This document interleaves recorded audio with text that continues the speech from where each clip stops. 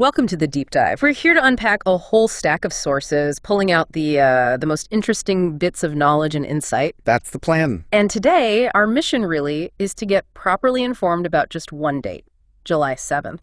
You sent over a fascinating mix, historical records, bios, cultural stuff. It's a great collection. And it's funny, you take a seemingly random date like July 7th, and you suddenly see this real density of events, connections across centuries. Exactly. Ancient sieges, modern pop culture, it's all in there. Absolutely. So let's get into it. July 7th, just for context, it's the 188th day of the year, or 189th in leap years, leaves 177 days till year end. Good to know.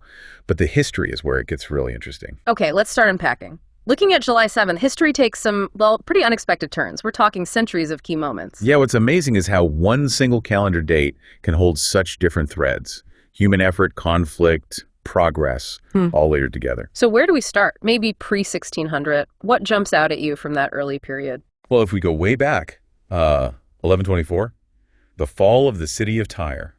That's pretty significant. Okay. It was a major win for the Venetian Crusade. It took a 19-week siege, a really long one, and it really boosted Venice's power in the Med. 19 weeks, wow, that speaks volumes about medieval warfare. And then jump forward a bit, 1456, a legal moment. Yeah, this one's fascinating. A retrial actually acquitted Joan of Arc of heresy. 25 years after she was executed. Exactly. It's this incredible posthumous rehabilitation, shows how history gets reinterpreted, right? She went from heretic to national martyr. Shows the power of public feeling, I suppose. That's a really powerful example. Okay, shifting continents now. Americas, 1520. Like the Battle of Otumba. Spanish conquistadores, Cortés, beat a much larger Aztec army. A turning point. Definitely. Weakened the Aztecs significantly, kind of paved the way for Spanish control there. And then just a few years later, 1534, Jacques Cartier.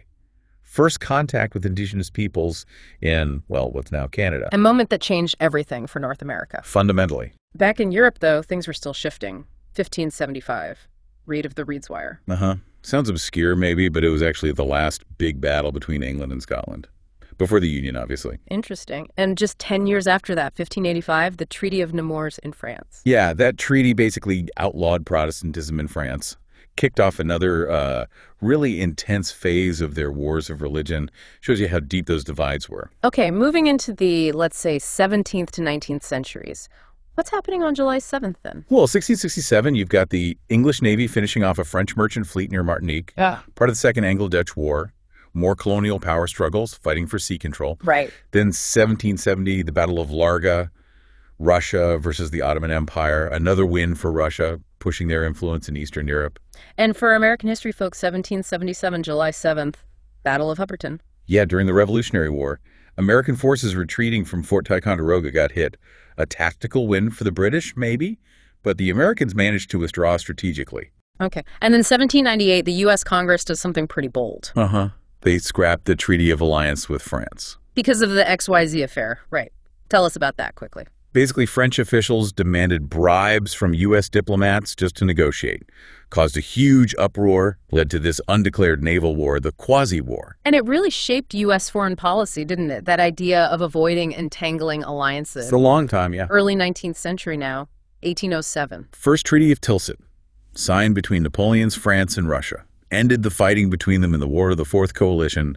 Big moment in the Napoleonic Wars. Redrew the map of Europe again. Huge implications. And back in the U.S., 1834, New York City. Yeah, riots against abolitionists, 4 nights of them. Yeah. Really shows the intense division over slavery heating up decades before the Civil War. Tensions were definitely high. Then, 1846, U.S. troops moving into California. Right. They occupied Monterey and Yerba Buena, which is now San Francisco.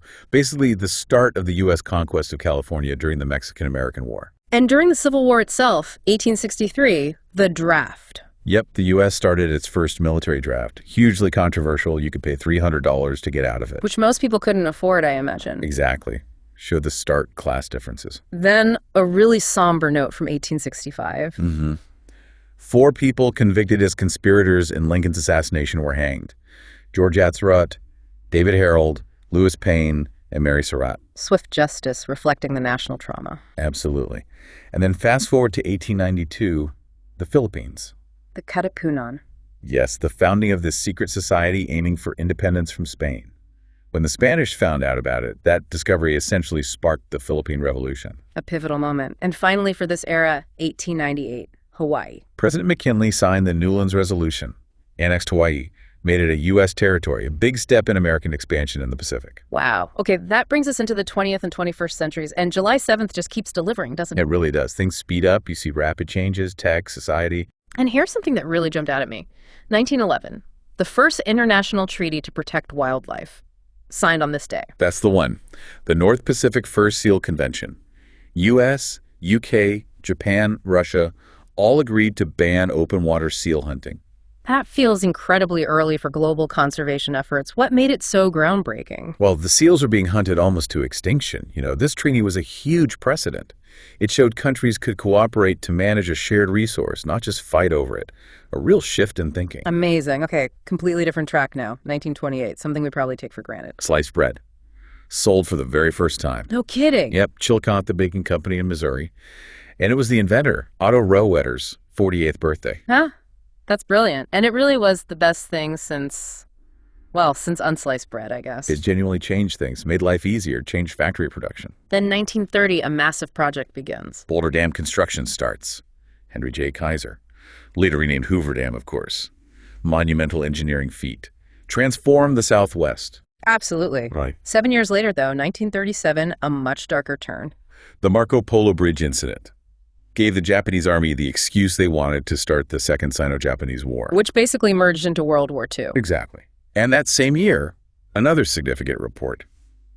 The Peel Commission recommended partitioning Palestine. The first formal recommendation for partition there. That's right. A hugely controversial idea then, and its effects are still felt today. World War II, 1944, Saipan. The largest banzai charge of the Pacific War happened on July 7th during the Battle of Saipan. A really desperate, ferocious final attack by the Japanese forces underscores the brutality of that theater. Horrific. After the war, 1946, a first for the U.S. Catholic Church. Mother Francesca Cabrini was canonized, became the first American citizen to be named a saint. Okay, and 1952, something faster. The SS United States. On her maiden voyage, she smashed the transatlantic speed record, became the fastest passenger ship in the world, big symbol of post-war American tech and luxury. Right. And speaking of journeys, 1953, Che Guevara. He sets off on that famous trip through South and Central America, the one documented in his motorcycle diaries, really shaped his revolutionary views. A formative experience. Then, 1958, Alaska. President Eisenhower signed the Alaska Statehood Act. Alaska becomes the 49th state, big expansion of the U.S. northern frontier. And 1959, something happens in the sky. A really rare astronomical event. Venus passed directly in front of the star Regulus, an occultation. Okay, and why was that important? It let astronomers get really precise measurements of Venus's atmosphere, how it bent light, its density, composition, a big leap in understanding our planetary neighbor. Fascinating. Okay, jumping to 1981, a major moment for the U.S. Supreme Court. President Reagan nominated Sandra Day O'Connor, the first woman ever nominated to the Supreme Court. A huge barrier broken. Absolutely. Then, 1983, during the Cold War, a bit of citizen diplomacy. Samantha Smith, the schoolgirl who wrote to Antropov. That's her. She flew to the Soviet Union at his invitation, became this kind of symbol of hope for peace during a really tense time. I remember that. And 1985, sports history. Boris Becker wins Wimbledon. Youngest male player ever, only 17, just exploded onto the scene. Incredible. Then, 1992, a legal ruling in New York. Yeah, the state's highest court ruled women have the same right as men to be topless in public. Significant for gender equality arguments. Okay, into the 2000s. 2003, we're looking at Mars. NASA launched the Opportunity rover, MERB, part of that big push to explore Mars, find evidence of water, Right. Led to amazing discoveries. It really did. But then 2005, a terrible day in London. 77 bombings, 4 explosions on the transport system. It killed 56 people, including the bombers. Injured over 700. A devastating terror attack. Just awful. Shifting gears again, 2017, a global treaty. The Treaty on the Prohibition of Nuclear Weapons was adopted. 122 countries voted for it. A major step towards nuclear disarmament, though obviously not all nuclear powers are on board. Still a significant statement. In 2019, more sports success. U.S. women's national soccer team won the World Cup, beat the Netherlands 2-0, who in the final in France, their 4th title. Huge moment. Yeah. And finally, most recently, 2022, UK politics. Boris Johnson announced he was resigning as Conservative Party leader. Came after days of pressure, scandals.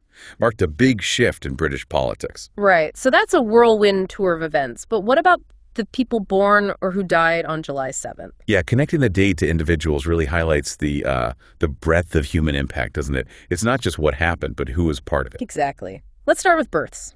Who are some key figures born on this day? Okay, well, Joseph Marie Jacquard, 1752, French inventor. The Jacquard loom. That's him.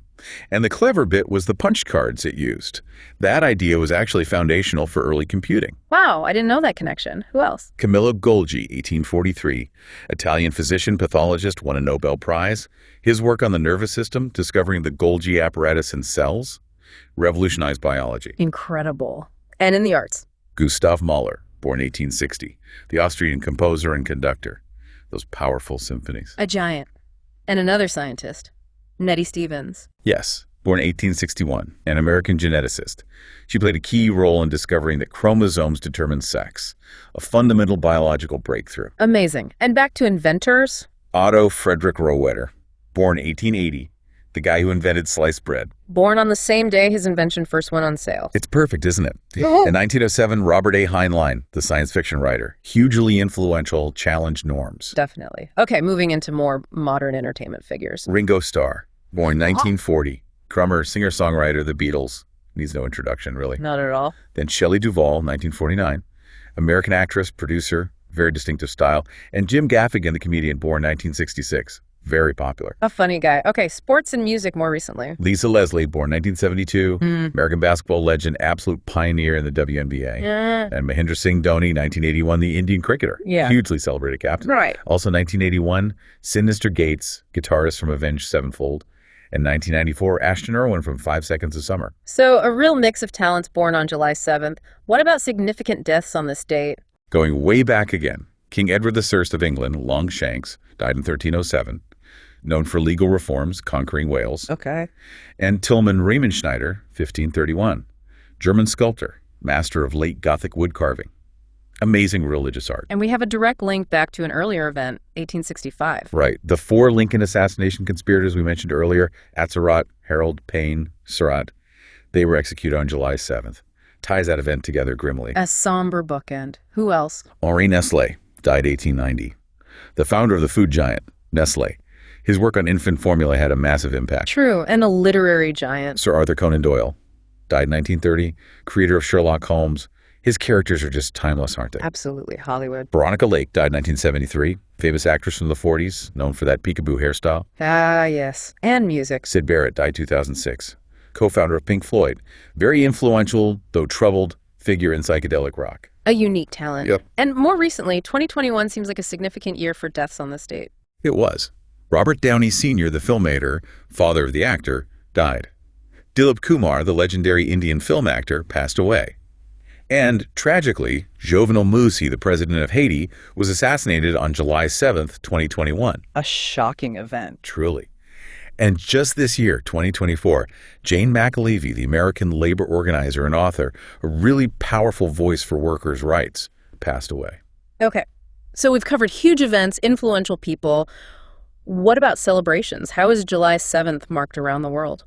Well, it's Independence Day for the Solomon Islands. Okay. They gained independence from the UK back in 1978, so it's their national day, a major celebration there. Right, and it's interesting, not every country celebrates independence specifically as their main national holiday, right? Yeah. Some focus on other founding dates or revolutions. Exactly. Canada Day, Bastille Day in France, German Unity Day, different historical markers. But there's another, perhaps more universally enjoyed, observance on July 7th. Ah, yes.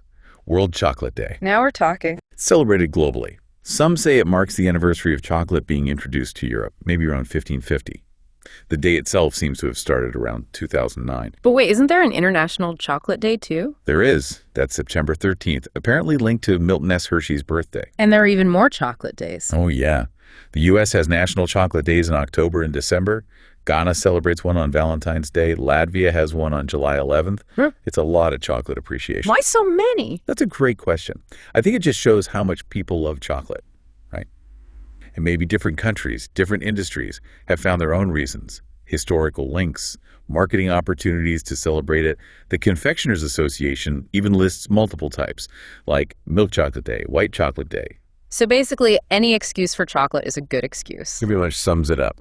Okay, what an incredible journey this deep dive has been. I mean, from Joan of Arc's acquittal, that first wildlife treaty, sliced bread, who knew, launching a Mars rover, and multiple days celebrating chocolate.